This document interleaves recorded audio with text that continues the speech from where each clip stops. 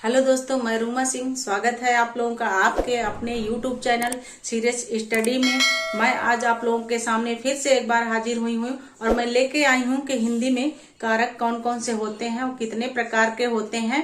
Mostly Hindi में 8 प्रकार के कारक माने जाते हैं और अधिकतर जो है प्रतियोगी परीक्षाओं में पूछे भी जाते हैं और हम कहीं न कहीं कंफ्यूज होते हैं और इनको भूल जाते हैं या गलत हम टिक कर देते हैं। तो आज मैं बहुत ही सरल और आसान तरीके से आप लोगों को कारक पढ़ाने वाली हूँ। तो आइए जानते हैं सबसे पहले कि कारक क्या होता है। जानते हैं कारक का अर्थ संज्ञा सर्वनाम के जिस रूप से उनका संबंध क्रिया के साथ दर्शाया जाता है वह कारक कहलाता है।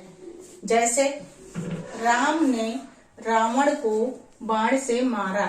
हम एक उदाहरण लेते हैं कि राम ने रावण को बाण से मारा। तो यहाँ पे क्या बता रहा है कि संज्ञा सर्वनाम के जिस रूप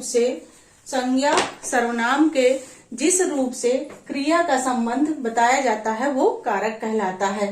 तो क्रिया क्या होती है, सबसे पहले ये जानेंगे। तो क्रिया वो होती है जो क्रिया का अर्थ होता है कार्य करना। कोई भी व्यक्ति कार्य कर रहा है तो क्रिया का अर्थ होता है कार्य करना।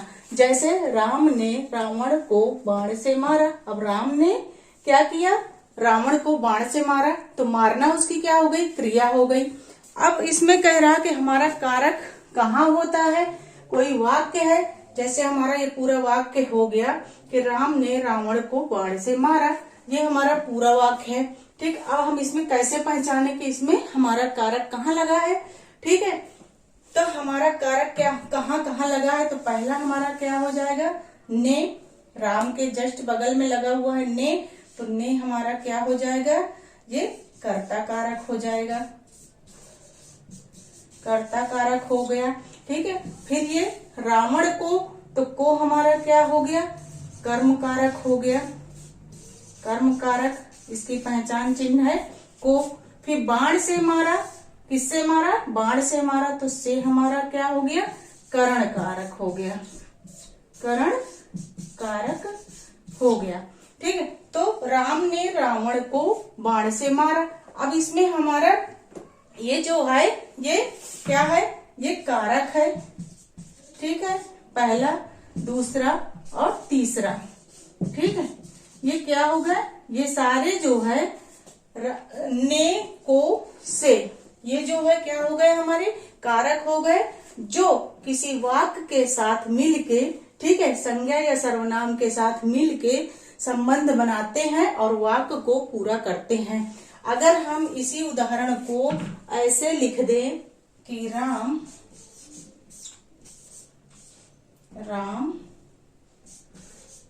रावण बाण मारा।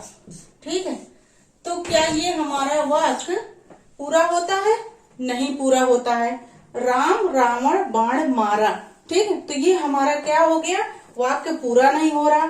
अब राम ने रावण को मारा, ठीक है, राम ने मारने की जो क्रिया की बाण से, तो उन संबंधों को जोड़ता है कौन, कारक। ठीक है, उन संबंधों को कौन जोड़ता है, कारक चिन्ह जोड़ते हैं। और वो कारक चिन्ह हमारे कौन कौन से हैं, तो जैसे इस वाक्य में लगा है ने को से, तो राम ने रावण को बाण से मारा। जब ये हमारे कारक जुड़ जाएंगे क्रिया के साथ, कर्म के साथ, ठीक है, तो वहां पे हमारा वाक्य पूरा हो जाता है। ठीक है, क्या होता है, वाक्य पूरा हो जाता है। कहने का अर्थ है कि किसी भी क्रिया के साथ कारक का जुड़ना आवश्यक होता है। ठीक है, अगर वाक्य में क्रिया चल रही है, ठीक है, कर्म क्रिया हो रही है, कार्य कर रहा है, राम ने मारने का कार्य किया, ठीक है, तो उसके साथ कारक का संबंध है। ठीक है, तो ने को से, राम ने रावण को मारा, किससे मारा, बाण से मारा। हिंदी में कारक 8 प्रकार के होते हैं। तो आइए देखते हैं कौन कौन से होते हैं। पहला कर्ता कारक, दूसरा कर्म कारक, तीसरा करण कारक, चौथा है संप्रदान कारक और छठा है अपादान कारक, सातवां है संबंध कारक, सातवां अधिकरण, आठवां संबोधन कारक। हमने बताया जैसे कि हिंदी में 8 कारक होते हैं और इन 8 कारक के अपने अपने विभक्ति चिन्ह होती हैं। ठीक है, तो इन विभक्ति चिन्ह को पहचानना बहुत जरूरी होता है। तो आइए देखते हैं कि कौन कौन से कारक में कौन सी विभक्ति चिन्ह है। ठीक है, तो कर्ता में क्या है, ने है, और कर्म की विभक्ति चिन्ह क्या है, को है। ठीक, उसी प्रकार करण का विभक्ति चिन्ह क्या है, से है, के द्वारा है। संप्रदान का को, के लिए। अपादान का विभक्ति चिन्ह से है, यानी अलग होने के लिए। और संबंध का विभक्ति चिन्ह है का, की, के, रा, री, रे। उसी प्रकार 7वां है अधिकरण। अधिकरण की विभक्ति चिन्ह है में, पर। 8वां है हमारा लास्ट कारक है हमारा संबोधन और उसकी विभक्ति चिन्ह है हे, अरे, ओ। तो सबसे पहले हमें इन 8 कारक के विभक्ति चिन्हों को पहचानना है और याद कर लेना है, समझ लेना है कि कर्ता ने, कर्म को, करण से, के लिए। संप्रदान को, के लिए। अपादान से, अलग होने के लिए। संबंध का, की, के, रा, री, रे। अधिकरण में, पर। संबोधन हे, अरे, ओ। तो इन विभक्ति चिन्हों को जब हम याद कर लेंगे तो हमारा कारक कभी भी किसी भी वाक्य में पूछा जाता है तो गलत नहीं होगा। कर्ता कारक देखते हैं कि कर्ता कारक वो है वाक्य के जिस रूप से किसका, क्रिया को करने का, वाक्य के जिस रूप से क्रिया को करने वाले का पता चले उसे कर्ता कारक कहते हैं। कर्ता कारक की विभक्ति चिन्ह क्या होती है, ने होती है। ठीक है, जैसे उदाहरण लेते हैं कि मोहन ने खाना खाया। ठीक है, अब किसने खाना खाया, मोहन। यहाँ पे मोहन कौन है, ये हमारा हो जाएगा कर्ता। ठीक है, और इसकी जो क्रिया है, ठीक है, वो क्या है, तो क्रिया हो जाएगी इसकी खाना। ठीक, तो मोहन ने क्या खाया, खाना खाया। ठीक, अब हम कैसे पहचानेंगे कि इसमें कौन सा कारक लगा हुआ है। ठीक है, कर्ता कारक लगा है, कर्म कारक लगा है, कौन सा करण कारक लगा है। तो सबसे पहले हमें यही पहचानना है कि कर्ता कारक की हमारी विभक्ति चिन्ह क्या है, ये ने है।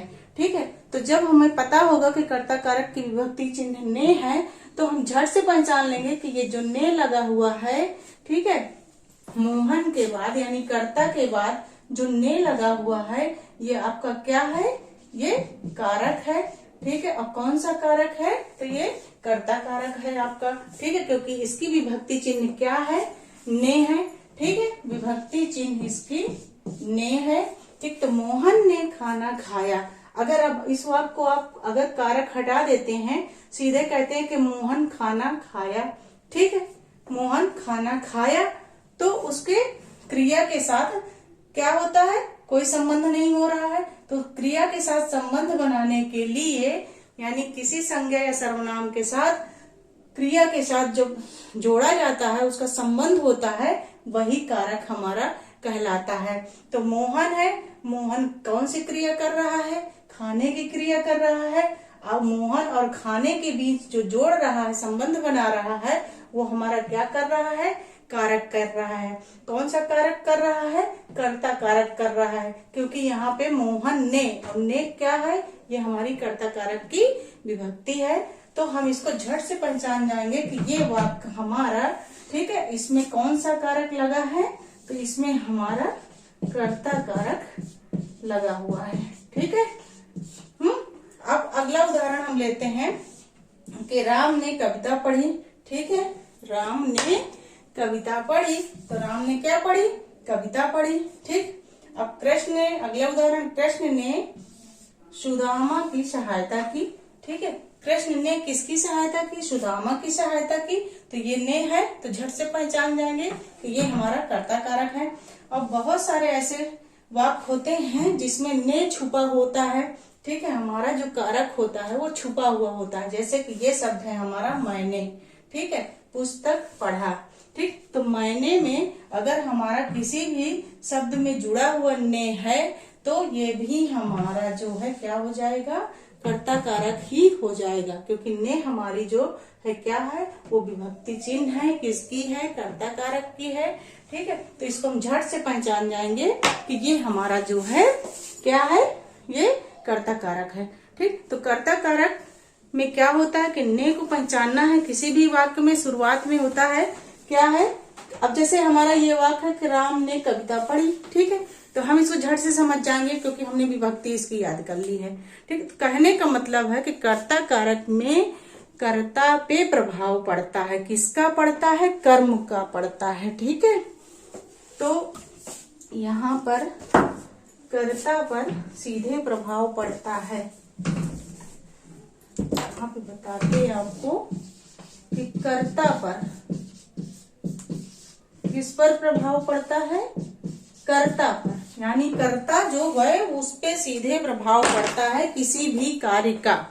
जब किसी भी कार्य का सीधे संबंध कर्ता से हो वहां पे हमारा कर्ता कारक चिन्ह होता है। राम ने खाना खाया या मोहन ने पानी पिया या गीता ने गाना गाया, तो यहाँ पे क्या हो जाएगा? ने जो हमारा लगा हुआ है ये हमारा क्या हो जाएगा? कर्ता कारक हो जाएगा। तो ने हमारी क्या है? ये विभक्ति चिन्ह है इसकी। ठीक है, इसको अच्छे से याद करना है कि ने हमारे जो है कर्ता कारक की विभक्ति चिन्ह है और यही इसकी पहचान है। इसको हमको पहचानना है। जब ये पहचान जाएंगे तो झट से हमारा कर्ता कारक याद हो जाएगा। कर्ता कारक में क्या होता है कि सीधे कर्ता पे प्रभाव पड़ता है क्रिया का प्रभाव किस पे पड़ता है? सीधे कर्ता पे पड़ता है। चलिए कारक का दूसरा भेद जानते हैं, कर्म कारक। ठीक है, तो कर्म कारक में क्या है? कर्म कारक में सीधे प्रभाव कर्म पर पड़ता है। ठीक है, कर्म कारक में सीधे प्रभाव क्या होता है? वो कर्म पर पड़ता है। ठीक, जिस व्यक्ति वस्तु पर क्रिया का प्रभाव उसे कर्म कारक कहते हैं। जिस व्यक्ति या वस्तु पर क्रिया का प्रभाव पड़ता है उसे कर्म कारक कहते हैं। इसका विभक्ति चिन्ह क्या है? को है। इसका विभक्ति चिन्ह को माना जाता है। उदाहरण है श्याम पुस्तक को पढ़ता है।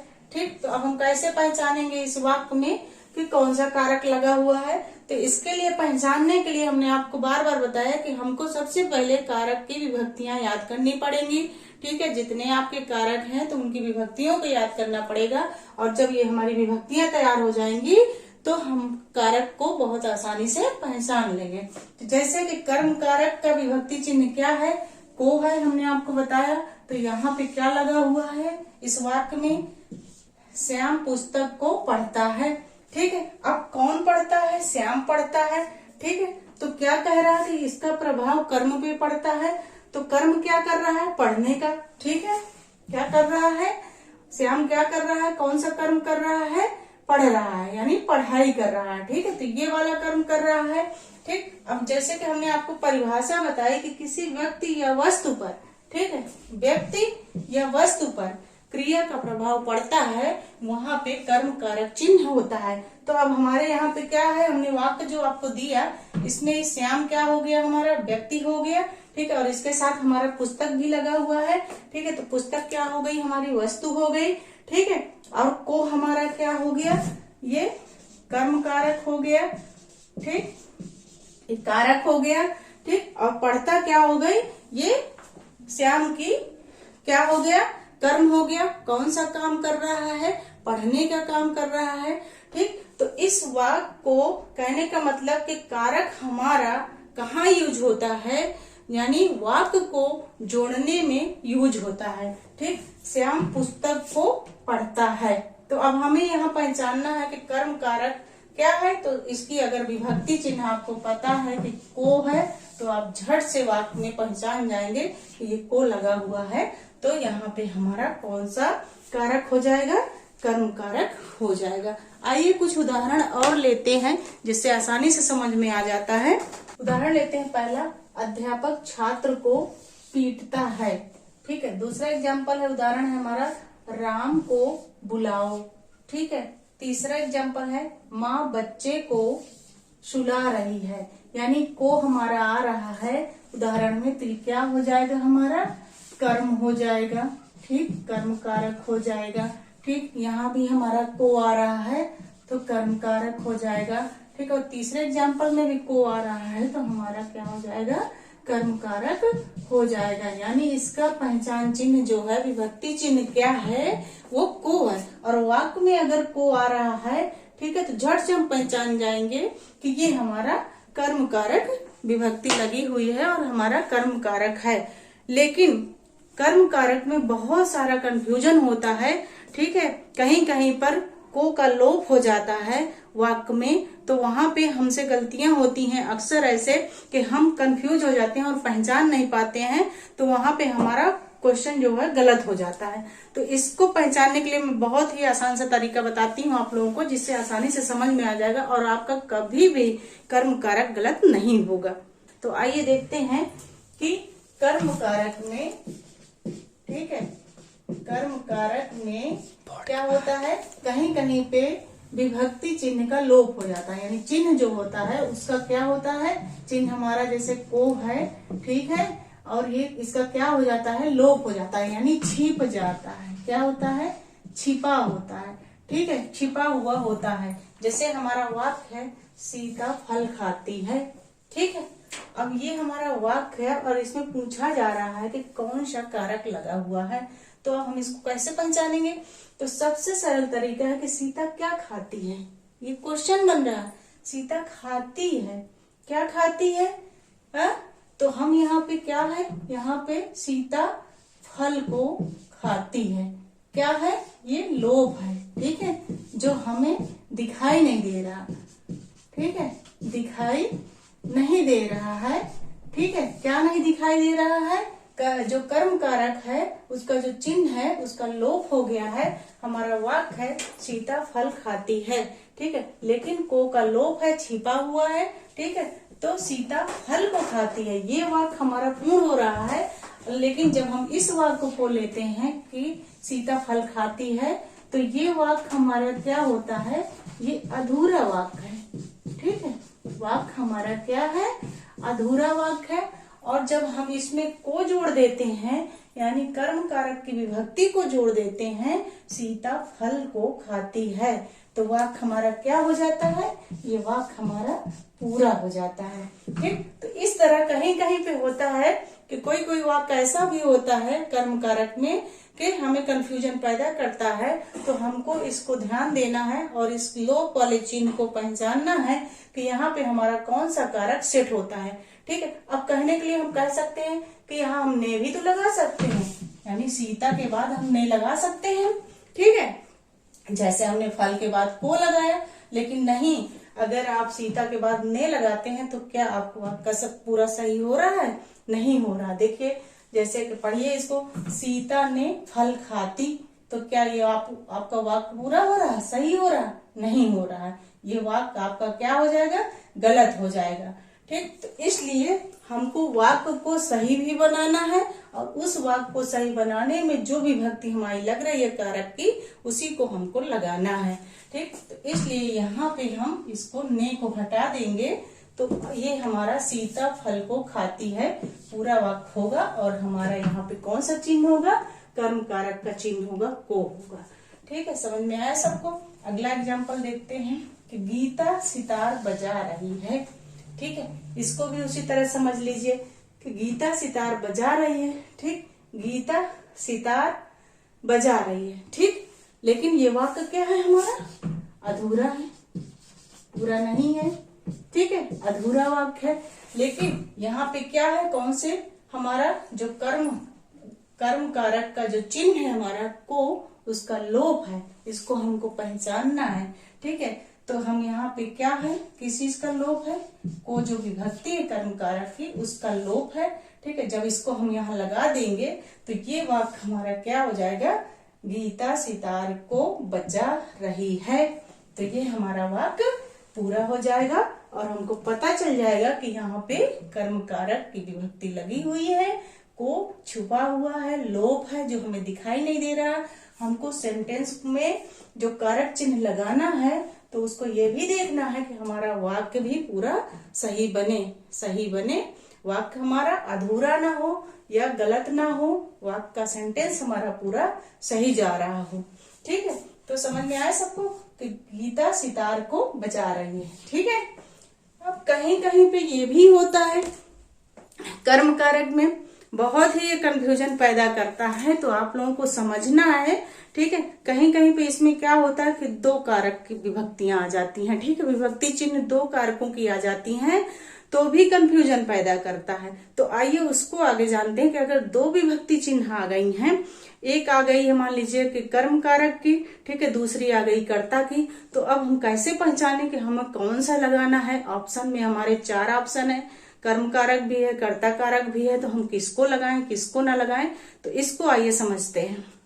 एक से अधिक विभक्ति चिन्ह आने पर किस पे, वाक्य में। ठीक है, जैसे ने, को। ठीक है, अब कर्ता ने, ये हमारी पहली विभक्ति हो गई। ठीक है, ये पहली हो गई, और को क्या है, ये दूसरी विभक्ति हो गई। तो ने क्या है, कर्ता हो गया। ठीक है, को हमारा क्या है, कर्म विभक्ति हो गई, विभक्ति चिन्ह हो गया। ठीक है, तो वाक्य हमारा क्या हो गया उदाहरण का, कि राम ने रावण को मारा, यानी ने क्या हो गया, ये कर्ता हो गया। ठीक है, और को क्या हो गया हमारा, ये कर्म हो गया। ठीक, तो वाक्य हमारा राम ने रावण को मारा। ठीक है, अब हम परेशान हो जाते हैं। ठीक है, कि वहां पे 4 ऑप्शन है कि कर्ता कर्म कारक है, कि कर्म कारक है, कि कर्ता कारक है, कि अपादान है कि संबंध कारक है, किसको लगाए हम।